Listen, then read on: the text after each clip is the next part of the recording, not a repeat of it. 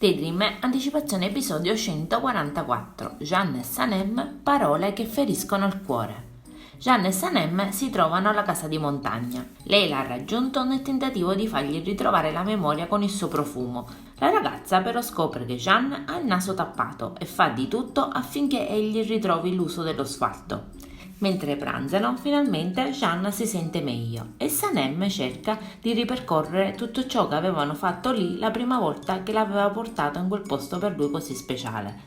Ballano insieme ed è palese che Jeanne sia fortemente attratto dal profumo di Sanem, ma proprio sul più bello, con le loro labbra molto vicine, ecco giungere in taxi Leila ed Emirre, che li interrompono a causa dei grossi problemi intercorsi in agenzia. Jeanne si spazientisce perché quel posto ormai è conosciuto da tutti, mentre Sanem si arrabbia perché i suoi tentativi di stimolargli qualche ricordo sembravano essere finalmente efficaci. JJ e Muso litigano e quest'ultimo caccia l'altro fuori di casa. Mentre JJ si aggira per il quartiere vestito alla meno peggio, viene riconosciuto da Nihat, sorpreso che gli abbia freddo con 40 gradi. JJ gli racconta tutto e gli dice che ha freddo perché non ha un tetto sotto il quale dormire. Nihat lo invita a stare a casa sua e riesce a convincerlo anche se JJ teme di disturbare. A casa sia Mekkibey che Leila lo accolgono calorosamente, mentre Mirre è piuttosto perplessa. Scende la sera e Jeanne e Aziz parlano tra loro in veranda. Il padre gli chiede se ha ricordato qualcosa del passato e Jeanne gli risponde che ci è andato molto vicino, ma è stato interrotto da Mirre e Leila.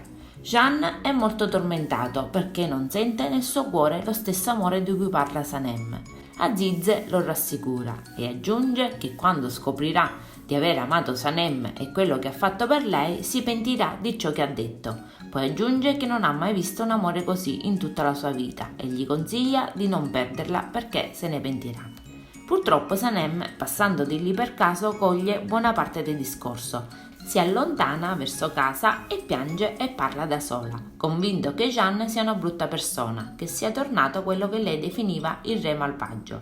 Lei si avvicina a Meriban e la ragazza si sfoga un po' con lei. Inizia un nuovo giorno. Jeanne e Sanem discutono tra loro perché lei vorrebbe prendere il taxi e lui insiste perché salga sulla sua auto. Alla fine Jeanne la convince, ma Sanem chiaramente vive nella mente e nel cuore le parole della sera precedente. Jeanne e Sanem giungono in agenzia. Lui vuole assolutamente risolvere il problema di Arturo Capello, il fantomatico regista inventato da Leila per sedare l'animo del signor Asim, il cliente dell'industria a quale Sanem ha venduto il brevetto della sua crema. Lo stesso a cui, secondo l'accordo, l'agenzia deve proporre uno spot pubblicitario. Intanto Sanem è molto triste e parla un po' con Leila, dicendole che il re malvagio è tornato. Poco dopo Jeanne ringrazia la cognata perché grazie a lei hanno una campagna pubblicitaria sulla quale lavorare. Leila viene promossa. Deren avverte che il signor Asim è momentaneamente partito per l'estero e che all'incontro previsto lo sostituirà la figlia. Jeanne e Sanem partono in auto per partecipare all'incontro. In breve litigano perché lui non segue il consiglio di lei di passare per la costa. Infatti, come Sanem aveva previsto, i due si ritrovano imbottigliati nel traffico, ma Jeanne le dice che almeno stanno trascorrendo del tempo assieme.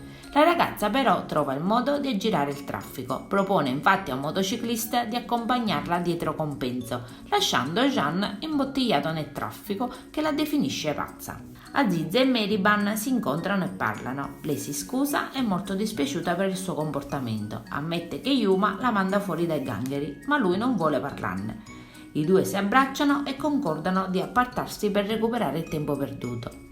Sanem giunge a destinazione e subito riceve la telefonata di Jeanne. Le fa presente che tarderà per via del traffico e che dovrebbe cercare di prendere tempo con il signor Asim. Sanem cerca infatti di trattenerlo con le sue storie, ma lui vuole iniziare subito perché ha anche un altro incontro. Asim chiede del regista straniero. Sanem risponde che è valido ma che è anche molto costoso. Alla richiesta di maggiori dettagli da parte del cliente, la ragazza scrive il compenso richiesto su un foglio, sparando una cifra molto alta, nel tentativo di farlo rinunciare al progetto, ma Asim è disposto a pagarla anche di tasca propria. Mentre parlano di questo, arriva anche Jeanne e ai due non rimane che cercare qualcuno che si spacci per Capello. Adesso non ci resta che guardare l'episodio. Io vi saluto e vi aspetto al prossimo video. Bye bye!